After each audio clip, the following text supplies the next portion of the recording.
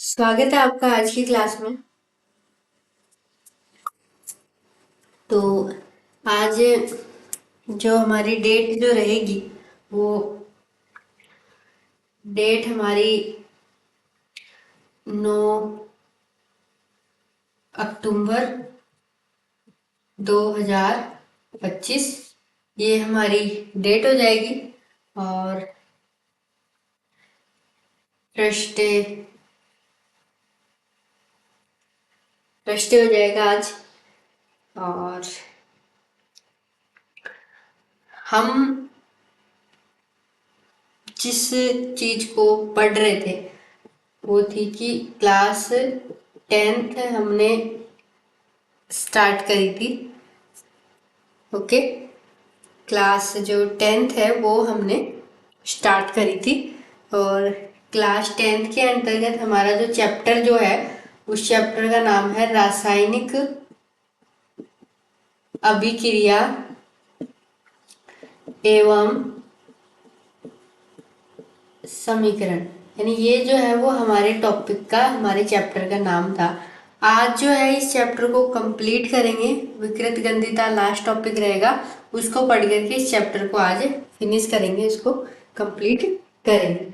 तो जैसे कि हम रिएक्शंस पढ़ रहे थे, हमने क्या देखी थी? रिएक्शन यानी अभिक्रिया देखी थी अलग अलग टाइप की, जैसे संयोजन देखी थी, वियोजन देखी थी, विस्थापन देखी थी, द्विविस्थापन देखी थी, रेडॉक्स रिएक्शन देखी ये और रेडॉक्स पढ़ेंगे। संयोजन, वियोजन, विस्थापन, द्विविस्थापन और इस टाइप की जो रिएक्शन जो है वो अपन ने देखी थी। तो इसी को अपन, इस प्रोसेस को अपन आगे पढ़ रहे थे।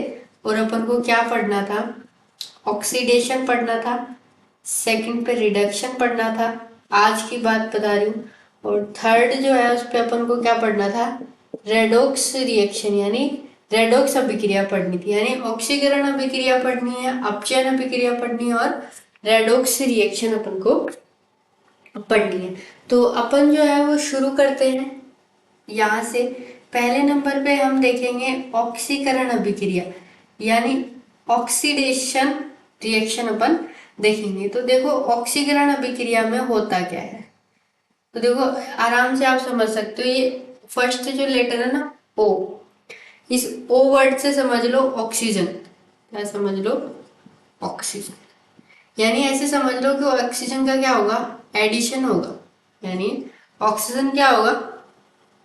प्लस होगा, या फिर ऑक्सीजन का क्या होगा? एडिशन होगा। तो ऑक्सीजन का एडिशन कैसे होगा? जैसे कार्बन है, एग्जाम्पल ले लो कि कार्बन है, उसमें अपन ऑक्सीजन ऐड कर दे तो क्या बनेगा? CO2 बन रही है। ठीक है, क्या बन रही है? CO2 बन रही है। तो यहाँ आप देख सकते हो कि एडिशन ऑफ ऑक्सीजन यानी ऑक्सीजन का एडिशन हो रहा है। अगर और दूसरी जो इसकी परिभाषा बनेगी ऑक्सीकरण अभिक्रिया की, इसमें क्या होता है? हाइड्रोजन में कमी होती है और ऑक्सीजन में क्या होती है? वृद्धि होती है। या फिर यहाँ माइनस लगा दो और यहाँ प्लस लगा दो, यानी ऑक्सीजन तो जुड़ेगा और हाइड्रोजन क्या होगा? कम होगा। ऐसे आप इसको समझ लो।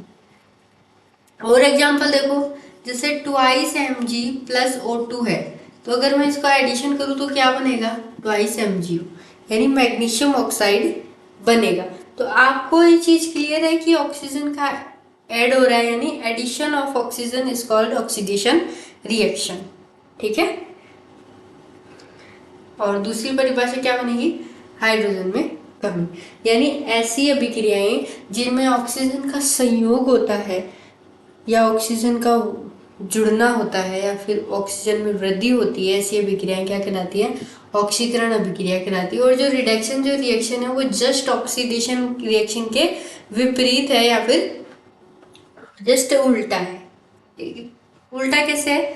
जैसे परिभाषा, जो परिभाषा मैंने समझा दी, परिभाषा आप लिख सकते हो, उसके बाद में एग्जाम्पल, आप ये दो एग्जाम्पल, एक एग्जाम्पल ये, एक एग्जाम्पल ये, इन दोनों एग्जाम्पल की मदद से आप ऑक्सीकरण अभिक्रिया को समझा सकते हो। ठीक है। इसकी एक और बनती है, ऑक्सीकरण अभिक्रिया जो है उसकी एक और परिभाषा बनती है। उस एक और परिभाषा को और देख लो कि और परिभाषा जो है वो क्या बन रही है वो देखो। देखो और क्या परिभाषा बन रही है, यानी हाइड्रोजन में कमी ऑक्सीजन में वृद्धि, ये तो समझ में आ गया ना।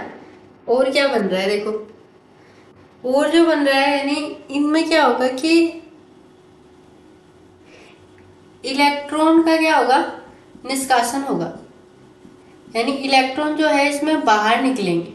ठीक है, इलेक्ट्रॉन का निष्कासन होगा, इलेक्ट्रॉन जो है वो बाहर निकलेंगे। ठीक है, इस ऑक्सीडेशन स्टेट में जैसे मान लो कि Na+ है, सोडियम पर क्या है, पॉजिटिव चार्ज है, तो यहां से क्या हो जाएगा,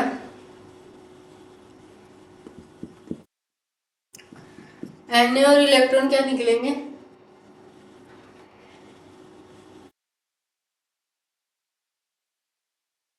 बाहर निकलेंगे। इलेक्ट्रॉन क्या होंगे, बाहर निकल रहे। तो देखो इलेक्ट्रॉन बाहर निकल रहे हैं ना, इस तरह से सोडियम से। तो यहाँ भी कौन सी अभिक्रिया हो रही है, ऑक्सीकरण अभिक्रिया। यानी 3 परिभाषा होगी, पहली हाइड्रोजन में कमी, दूसरी ऑक्सीजन में वृद्धि, और तीसरी इलेक्ट्रॉन का निष्कासन। यानी किसी भी अभिक्रिया में आपको इलेक्ट्रॉन बाहर निकलते हुए दिख रहे हैं, या फिर हाइड्रोजन में कमी हो रही है, या फिर ऑक्सीजन में एडिशन हो रहा है, तो आप वहां समझ लेना कि ऑक्सीकरण अभिक्रिया है। एग्जाम्पल मैंने यहाँ बता दिए। अब ये एक बात देखो, आपको ये रिएक्शन जो है समझ नहीं आएगी, आई नहीं होगी, तो मैं आपको इसको क्लियर कर देती हूँ एक बार। ठीक है, ये पॉजिटिव नेगेटिव क्या है, देखो कोई भी मान लो 2 एलिमेंट है, एक एलिमेंट ए है और एक एलिमेंट बी है। ठीक है, एक एलिमेंट ए है और एक एलिमेंट क्या है, एक जो एलिमेंट है वो क्या है, मान लो एक जो एलिमेंट है वो बी है। ओके, एक एलिमेंट ए है और एक एलिमेंट क्या है, बी है। अब ए पर मैंने कहा पॉजिटिव चार्ज आ गया और बी पर मैंने कहा नेगेटिव चार्ज आ गया। ये ए और बी की जगह आप जो पीरियोडिक टेबल में जो 118 तत्व होते हैं उनमें से कोई सा भी तत्व आप मान लो। ठीक है, जिन ऐसे तत्व मान लो जिन पर पॉजिटिव चार्ज आता है और ऐसे तत्व ले लो जिन पर नेगेटिव चार्ज आता है। ठीक है, जैसे सोडियम पर पॉजिटिव चार्ज है, ये सोडियम जो है वो पीरियोडिक टेबल का ही एक एलिमेंट है, 118 में से एक है। तो जैसे और क्लोरीन ले लो, तो क्लोरीन पे क्या है, नेगेटिव साइन है। तो ए या बी की जगह आप ऐसे ऐसे एलिमेंट ले लो जिन पर, कुछ ऐसे एलिमेंट ले लो जिन पर पॉजिटिव चार्ज है और कुछ ऐसे एलिमेंट ले लो जिन पर नेगेटिव चार्ज है। तो ए व बी की जगह आप ऐसे ले सकते हो। मैंने कह दिया कि ए पर पॉजिटिव चार्ज है, बी पर नेगेटिव चार्ज है, तो इसका मतलब क्या हुआ, याद रखना जो पॉजिटिव चार्ज होता है वो दर्शाता है कि इलेक्ट्रॉन की कमी को दर्शाता है। पॉजिटिव चार्ज किसको दर्शाता है, इलेक्ट्रॉन की कमी को दर्शाता है, और जो बी किसको दर्शाता है, बी जो है वो इलेक्ट्रॉन की वृद्धि को दर्शाता है। ठीक है, यानी यहाँ सोडियम पर अगर पॉजिटिव चार्ज आ रहा है यानी इसके पास में इलेक्ट्रॉन की कमी हुई है, इसने इलेक्ट्रॉन का उत्सर्जन किया है, इसने इलेक्ट्रॉन को बाहर निकाला है। कैसे, जैसे मान लो सोडियम जो है, सोडियम है, ओके ओके, सोडियम जो है वो अपना सोडियम एलिमेंट है, और इस सोडियम एलिमेंट में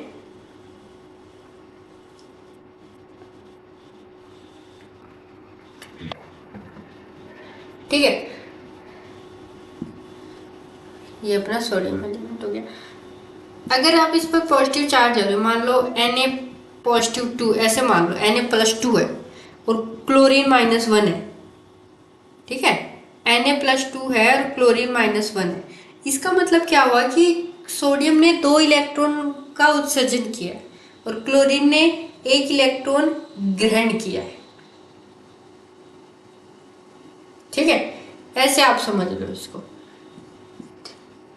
ठीक है, माइनस किसको दर्शाता है, वृद्धि को दर्शाता है, यानी इलेक्ट्रॉन वो ग्रहण कर रहा है, और प्लस जो है वो इलेक्ट्रॉन को क्या कर रहा है, इलेक्ट्रॉन का उत्सर्जन कर रहा है। इस चीज को आप याद रखना। ठीक है, बाह्यात्मक कोश से इलेक्ट्रॉन का जो क्या है, उत्सर्जन हो रहा है, या फिर इलेक्ट्रॉन जो है बाहर निकल रहा है। ठीक है,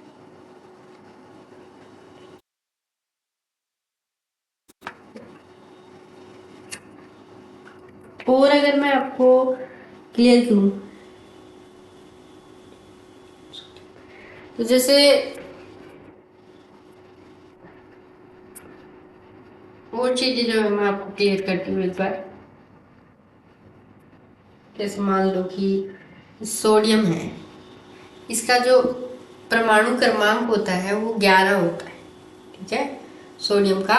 और परमाणु क्रमांक को जेड से दर्शाते हैं और द्रव्यमान संख्या को किससे दर्शाते हैं, इससे दर्शाते हैं। तो हमने कह दिया कि सोडियम का परमाणु क्रमांक कितना है, तो इसके इसके अगर अपन इलेक्ट्रॉन फिल करें,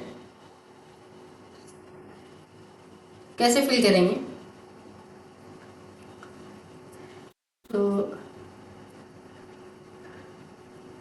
फिल करें अगर हम इसके इलेक्ट्रॉनों को, अगर हम इसके इलेक्ट्रॉन को फिल करें उसके बाद में अगर देखें,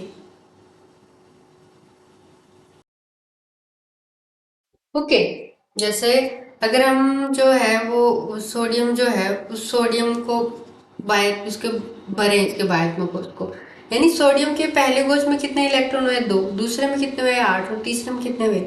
ऐसे ही क्लोरीन की जो परमाणु क्रमांक जो हुआ क्लोरीन का 17 हुआ। अगर इसका अपन भरे तो पहले कोष में दो, दूसरे कोष में आठ, और तीसरे कोष में कितना होगा, सात इलेक्ट्रॉन होंगे। आप गिनती करके देख सकते हो, आठ और दो 10, 10 और सात 17, और इसकी गिनती करोगे तो आठ और दो 10 और एक 11, यानी हमने फिलअप कर दिए इलेक्ट्रॉन जो अपने भर दिए। अब देखो जो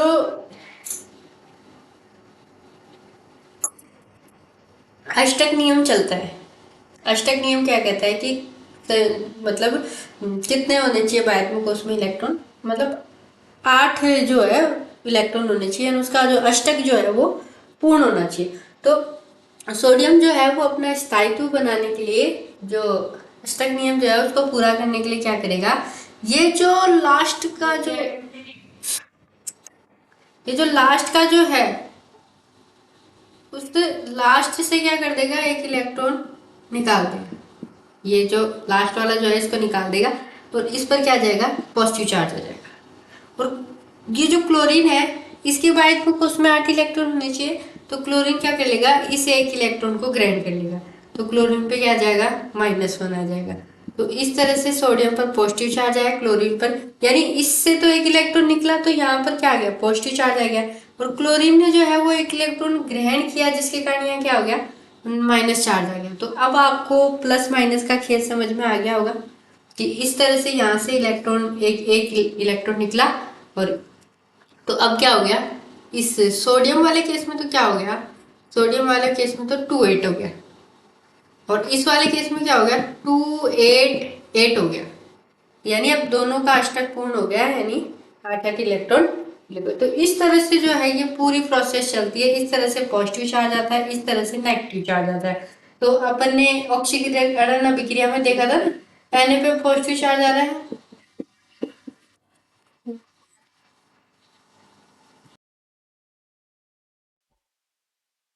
ओके। तो इस तरह से जो है वो पॉजिटिव और नेगेटिव चार्ज होता है। तो आपको ऑक्सीकरण जो अभिक्रिया है वो तो अच्छे से समझ में आ गई होगी। अब जो सेकंड है उस सेकंड पे चलते हैं। ये तो हो गई कंप्लीट। अब सेकंड क्या है, रिडक्शन रिएक्शन। रिडक्शन रिएक्शन जो है वो ऑक्सीडेशन रिएक्शन के एकदम विपरीत है, यानी एकदम रिवर्स है। यानी इसमें क्या होगा, इसमें हाइड्रोजन में तो क्या होगी, वृद्धि, और ऑक्सीजन में क्या होगी, कमी। तीसरी परिभाषा वहां क्या हो रही थी, इलेक्ट्रॉन का निष्कासन हो रहा था, तो यहाँ क्या होगा, इलेक्ट्रॉन का जुड़ना, यानी यहाँ इलेक्ट्रॉन क्या किए जाएंगे, ग्रहण किए जाएंगे, यानी इसे समझ लो इसमें क्लोरीन आ जाएगा, और ऑक्सीडेशन क्या आ रहा था, सोडियम आ रहा था। यहाँ माइनस चार्ज का रोल है, यहाँ पॉजिटिव चार्ज का, ऐसे समझ लो, ठीक है। अब देखो अपन हम क्या पढ़ते हैं, अपचयन अभिक्रिया पढ़ते हैं। तो परिभाषा तो मैंने आपको समझा दी,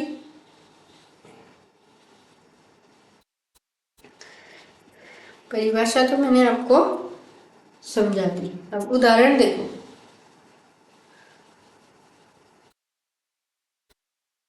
जैसे पहला ही एग्जाम्पल देख लो, एग्जाम्पल क्या देखोगे, एग्जाम्पल देखते हैं, ठीक है। ये चीज समझ में आ गई। जैसे मान लो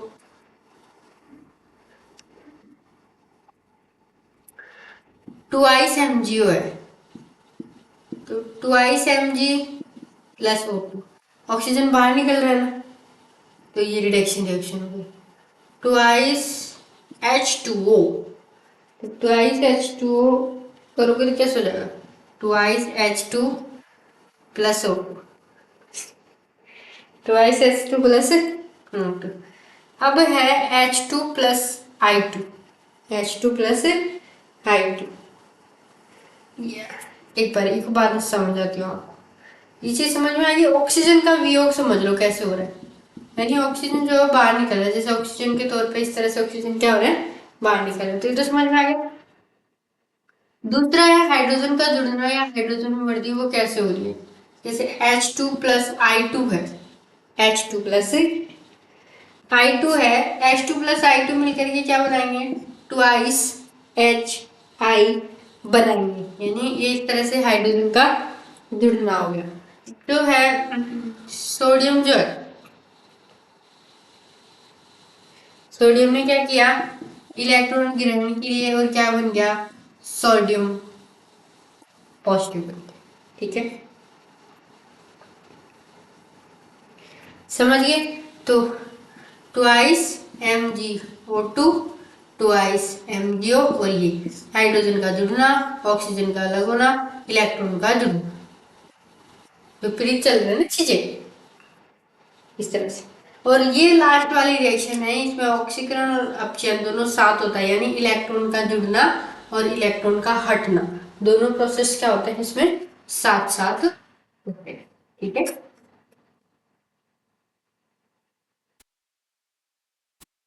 मतलब दोनों प्रोसेस जो होती है ना इसमें साथ साथ चलती हैं। देखो कैसे, रेडॉक्स रिएक्शन अगर अपन देख रहे हैं, तो रेडॉक्स में क्या होता है, ऑक्सीडेशन और रिडक्शन दोनों साथ चलता है। कैसे, जैसे एग्जांपल के लिए आप समझो कि CuO है, क्या है, CuO है, उसमें क्या कर रहे हो, H2, H2 से हम उसकी रिएक्शन करवा रहे हैं, ठीक है। हम इसको थोड़ा सा करेंगे तो कॉपर और H2O, ठीक है। अब देखो,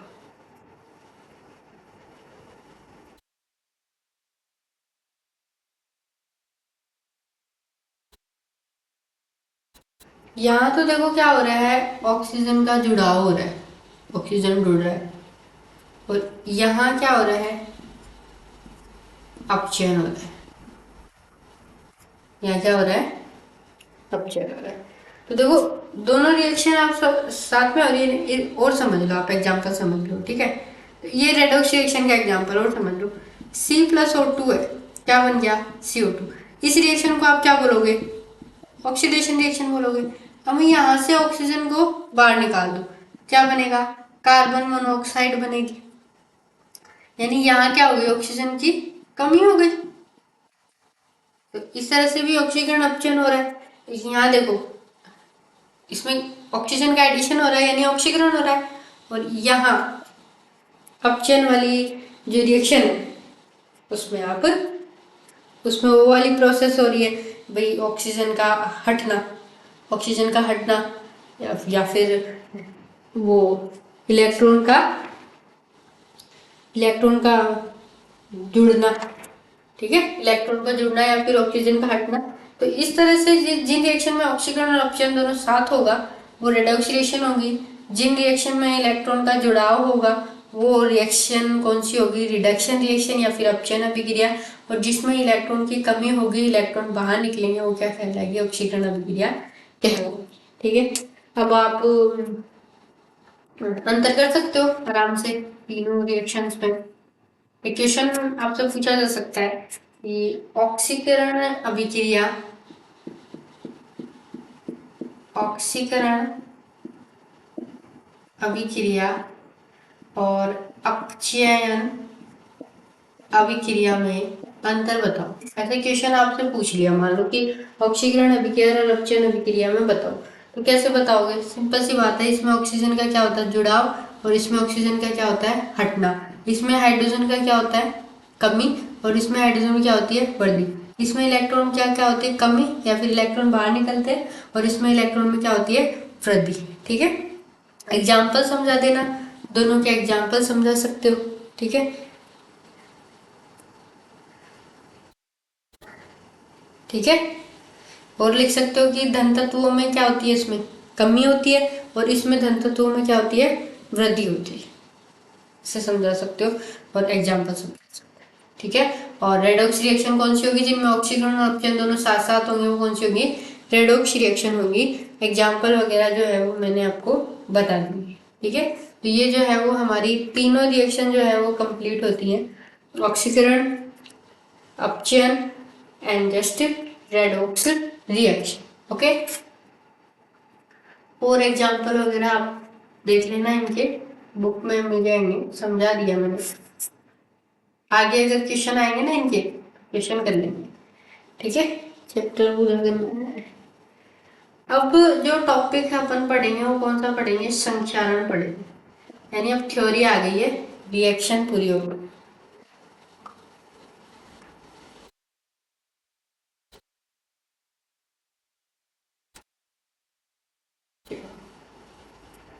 एक्चुअल में होता क्या है कि परिभाषा सुनो संक्षारण की।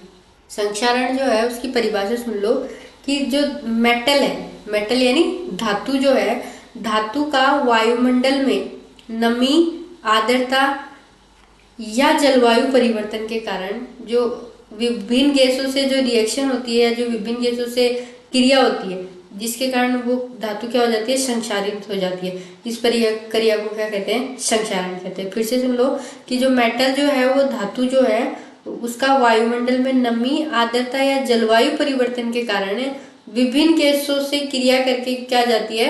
संक्षारित हो जाती है। इस प्रोसेस को क्या कहते हैं? संक्षारण कहते हैं। इस प्रक्रिया को क्या कहते हैं? संक्षारण कहते हैं। जैसे लोहा, जिसको फेरस भी बोलते हैं, लोहे पर अगर जंग लगेगी तो लोहा क्या करेगा?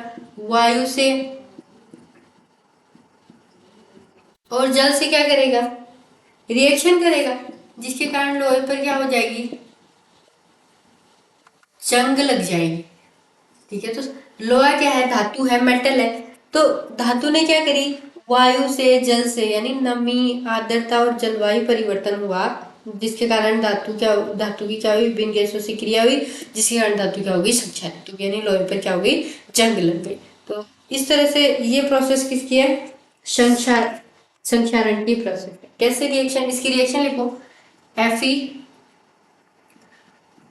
Fe प्लस O2, Fe+O2, और किससे रिएक्शन होगी? जल से, H2O से, जिसके कारण क्या होगी? लोहे पर जंग लगेगी। उसका एक फॉर्मूला बनेगा, यहाँ लिख सकते हो आप, लोहे पर जंग लगना, यानी जो फेरस जो है उसने ऑक्सीजन और वाटर, जल के साथ रिएक्शन करी, जिसके कारण क्या हुआ? लोहे पर जंग लगी। और लोहे पर जंग लगने का एक फॉर्मूला है, कि सूत्र है। ठीक है, उस सूत्र को अपन को यहाँ लिख, ठीक है। और लोहे को, अब इसके बचाव भी है, संक्षारण के बचाव भी है। तो संक्षारण के बचाव जो है बुक में दे रखे हैं, आप पढ़ सकते हो। जैसे पेंट करके हम बचा सकते हैं, ऑयल लगा के बचा सकते हैं, ग्रीस लगा के बचा सकते हैं, या फिर यशद लेपन या गैल्वेनीकरण की प्रोसेस के द्वारा बचा सकते हैं। यशद लेपन या फिर गैल्वेनीकरण की प्रोसेस क्या होती है? कि लोहे को जंग से बचाने के लिए जिंक की परत चढ़ाई जाती है, यानी लोहे को जंग से बचाने के लिए किसकी परत चढ़ाई जाती है? जिंक की परत चढ़ाई जाती है। इसी को क्या कहते हैं? यशद लेपन या फिर गैल्वेनीकरण कहते हैं। ठीक है, ये एक उपाय था लोहे को जंग से बचाने के लिए। ठीक है, और जैसे कॉपर जो है, कॉपर क्या करता है? कॉपर CO2 के साथ में रिएक्शन करता है, जिसके कारण क्या हो जाता है? हरी परत, यानी कॉपर क्या हो जाती है? हरी परत जम जाती है। और सिल्वर जो है, अपनी जो चांदी जो है, सिल्वर जो है या जो चांदी जो है, इसको Ag भी बोलते हैं। तो सिल्वर या तो चांदी जो है वो क्या करेगी, सल्फर से रिएक्शन करेगी, जिसके कारण चांदी पर क्या हो जाएगी, काली परत चढ़ जाती। तो ये किसके उदाहरण है, सारे संक्षारण के उदाहरण है कि सिल्वर या चांदी का काला पड़ना, कॉपर पर हरी परत चढ़ना, लोहे पर जंग लगना, ये सारी किसकी प्रोसेस है, संक्षारण की प्रोसेस है। इनके बचाव के उपाय जो है वो भी अपन डिस्कस करेंगे। तो ये जो है वो प्रोसेस है संक्षारण की। तो ये समझ में आ गया होगा आपको।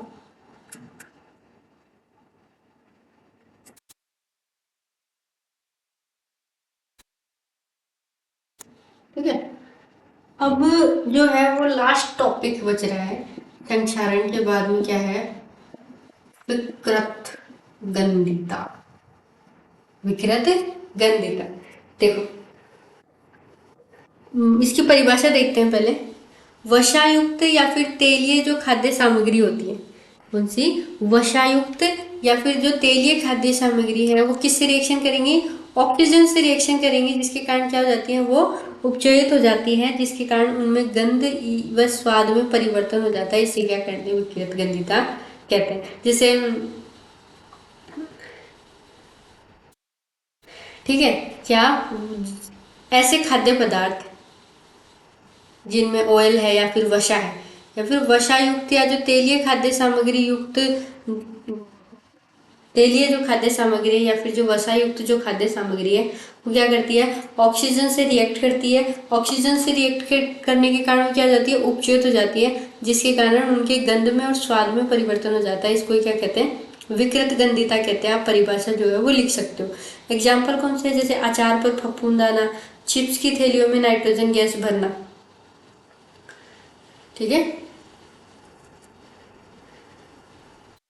चिप्स की थैलियों में नाइट्रोजन गैस क्यों भरी जाती है, ताकि जो चिप्स की जो थैली के अंदर जो चिप्स है उसमें नाइट्रोजन गैस क्यों भरी जाती है, ताकि जो उसमें विकृत गंधिता ना हो या फिर उसके जो स्वाद है, उसके जो गंध है उसमें परिवर्तन ना हो, इसके कारण चिप्स की थैलियों में नाइट्रोजन गैस भरी जाती है। तो ये क्या है, विकृत गंधिता के उदाहरण। ओके,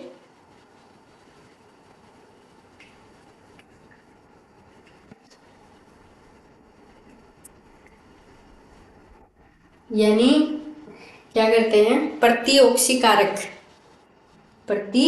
ऑक्सीकारक मिला देते हैं, जिसके कारण जो उनके उपचयन होने की जो गति है वो क्या हो जाती है, धीमी हो जाती है। प्रति ऑक्सीकारक मिलाने के कारण उपचयन होने की जो गति है वो धीमी हो जाती है। तो ये विकृत गंधिता की परिभाषा थी, ये एग्जाम्पल थे और ये उपाय थे या बचाव थे।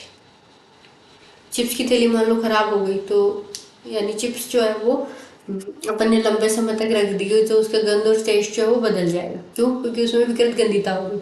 अचार पर फफूंद लग जाती है, ये भी विकृत गंधिता का उदाहरण है। ठीक है, ये जो प्रोसेस है वो हमारी विकृत गंधिता की प्रोसेस है। तो विकृत गंधिता और जो संक्षारण है दोनों अपन ने पढ़ लिया। और oxidation reaction, reduction reaction, redox reaction, संयोजन रिएक्शन, वियोजन रिएक्शन, विस्थापन रिएक्शन, द्विविस्थापन रिएक्शन, सारी रिएक्शन जो है वो अपन ने पढ़ ली। तो ये जो है वो आज हमारा ये जो चैप्टर है वो कंप्लीट होता है। और